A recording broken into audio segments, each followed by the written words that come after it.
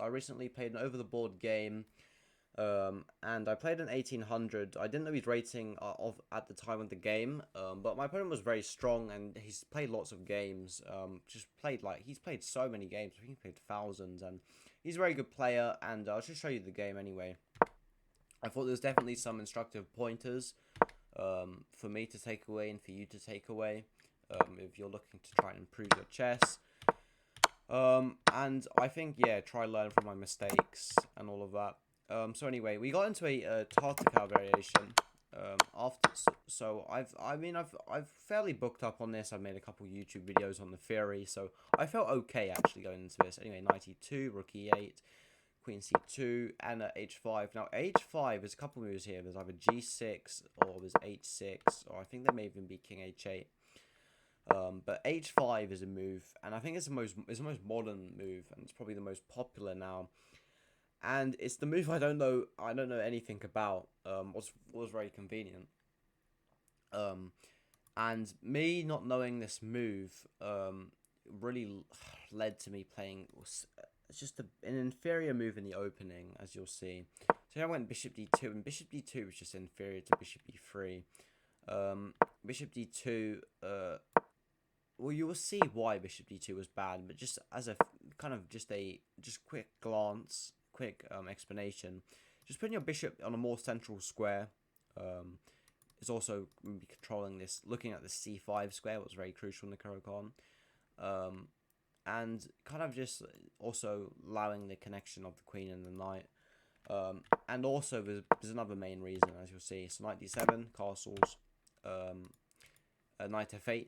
I do want to say I was actually very scared of c5 in the game, but I later learned that after king b1, take,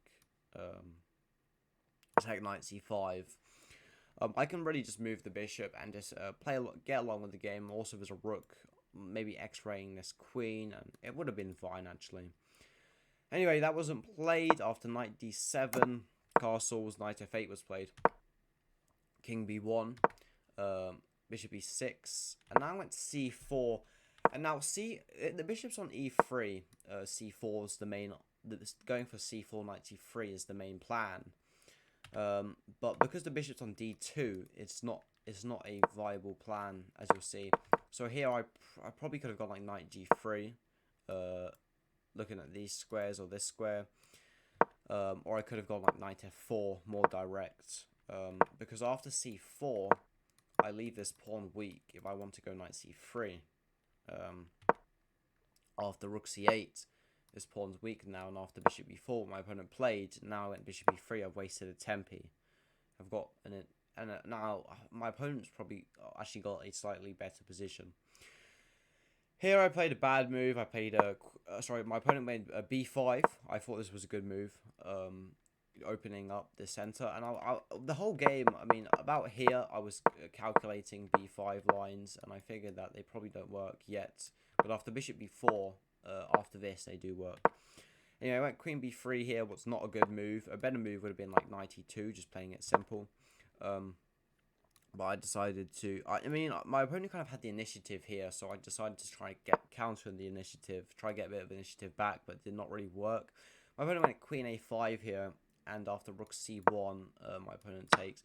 I did expect him to take, actually, but what a better move for him would have actually just gone rook c8 here, for him to, like, take here, for him to take, and my opponent can just move this bishop and hit my king, or lines like that. So anyway, I also, with my queen here, is not good because I can't actually take this pawn because my queen's pinned, and also I'm just inviting rook b8. So it's just not a good move because of the simple reason that my opponent can put a rook on an open file, attacking my king with tempi because my queen's placed there. Anyway, that was played. I took. My opponent went rook b8. Here I took. Knight takes, and here I went queen c4. After queen c4, I was actually fairly happy. I thought, maybe I'm out of dodge. My queen's off the files of the rook. My opponent went bishop a3. I kind of like had a mini panic here because I thought, oh no, what have I missed? But after rook c2, I was actually fine. I think anyway, I'm not sure what the engine says, but I shouldn't be losing because yeah, like this is not like a winning tactic. So anyway, Queen F5 was played, pinning this rook, and here I went King C1. No, I actually almost went King A1, but luckily I did not do that. Luckily I went King C1. After King C1 was played, Bishop B4 was played. After that, I went Rook D1. I do want to say I missed a important move here. I missed to play D5, get rid of my weakness. So I had quickly looked at my position instead of just having the defense mindset. Looked at my position, understood I had a weak isolated pawn. And if I can exchange this, when I get the 2 on 1, can create a passed pawn. It would have been a lot better for me, because after like this, then I've got the 2 on the 1. Position opens up, more pieces get exchanged. That benefits me because this pawn structure is weird. Anyway, I missed it, and I wasn't like too sure about Rook C8 ideas, but obviously I can take, but just in general. So anyway, I went, but that was bad of me. I went Rook D1 here. My opponent went Queen A5, and now I went King B1. And now we kind of almost had the same position, but my Rook's on C2, my Rook's on D1. So it's just improved. And here I knew like my opponent didn't fully know how to keep up the initiative. So I was quite happy. After Rook D8, my opponent offered me a draw. And now my first instinct, my complete first instinct was to say, okay, yes, because for the last 30 minutes, I had been trying really hard and just reacting to all of my opponent's moves. So I did want to say yes, but then I decided, you know what? If I say yes and accept the draw, I'm not going to learn anything. So it's just not beneficial to my chess, even though it's a quick draw on paper. Anyway, I was down 10 minutes as well, so I had about 10 minutes when my opponent. Sorry, I had about 15 minutes when my opponent offered me a draw here, and my opponent had about 25.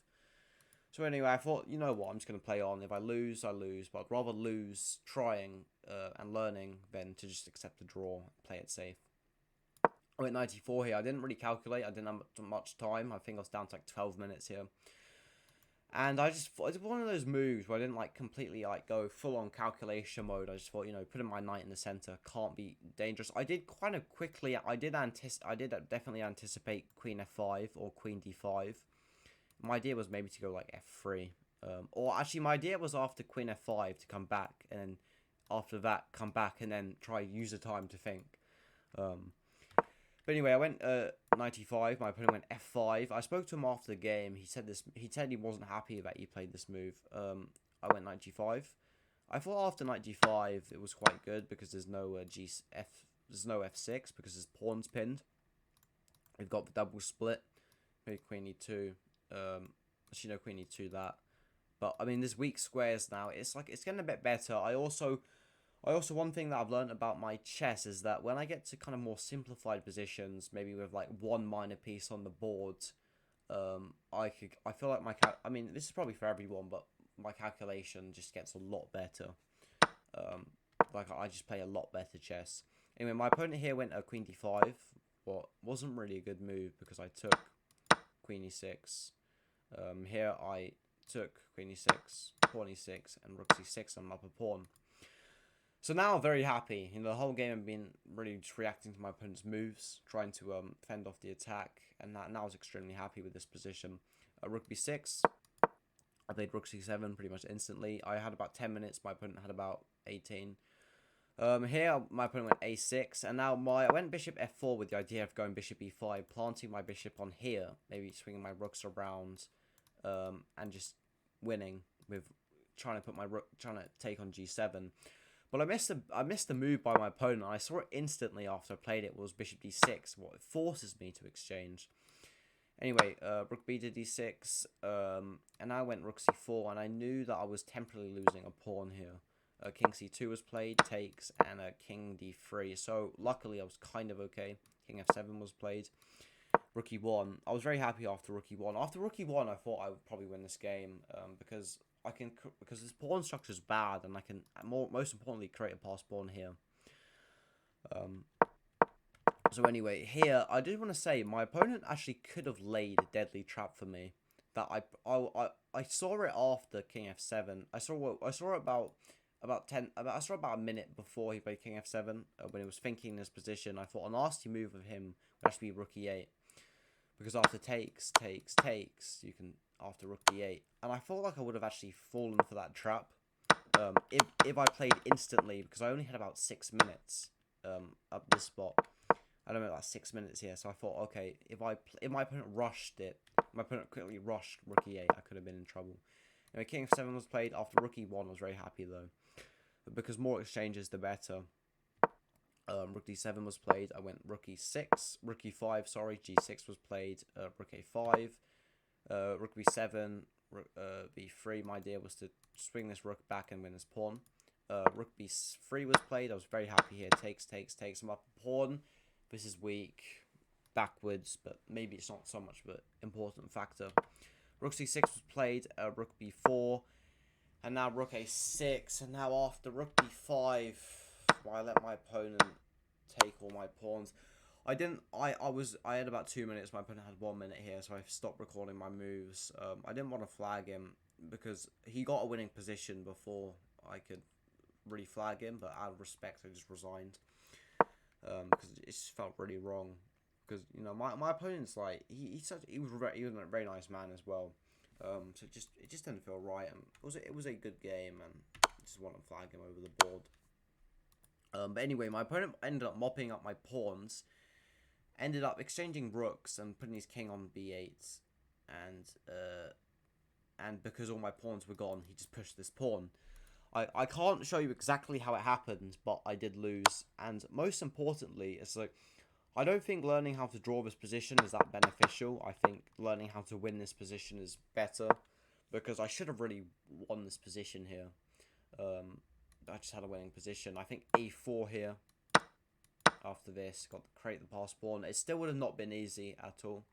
But actually, my opponent was very low on time, and I felt fairly confident that in a kind of almost a blitz format, I would be okay here. Definitely at least not lose.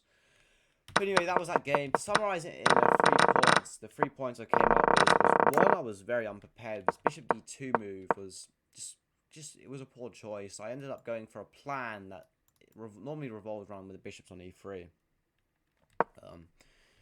So first of all, I wasn't prepared in the opening. I didn't understand the middle game plans because I stuffed up with bishop d2. I missed a crucial pawn break that I should have seen. I also played silly moves like this, but I missed a crucial pawn break. I mean, I could have got punished here actually terribly. So also just put my queen on a o5 with my. It's never a good idea to play queen b3 here. My opponent's attacking my king. It just doesn't make sense. Just a simple move like rook 92. So I think in point 2 was missing the break with d5, because I just feel like this is something I should have seen, because I'm always looking for things like this. So I was a bit annoyed when I didn't see this. So d5, get rid of my isolated pawn. I'll leave that as point 2. And then point 3 is my ability to win an endgame. I think I rushed in the endgame. Just rushed with my speed times. I got too excited. So I think that's something I've got to work on, is kind of when I'm in a position like this, is not rush. Just even though I had about a minute and 30 seconds, I can still take 5 seconds or 10 seconds instead of instantly playing it. So I think endgames, my over the board kind of attitudes when it comes to rushing.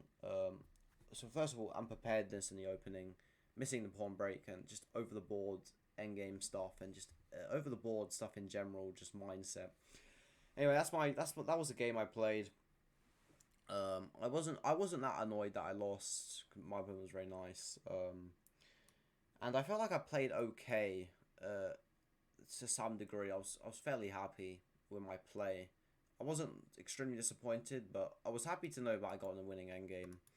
But anyway, that was the game. Hopefully you enjoyed it. If you did, leave a like, sub, it would be much appreciated, and have a good rest of your day.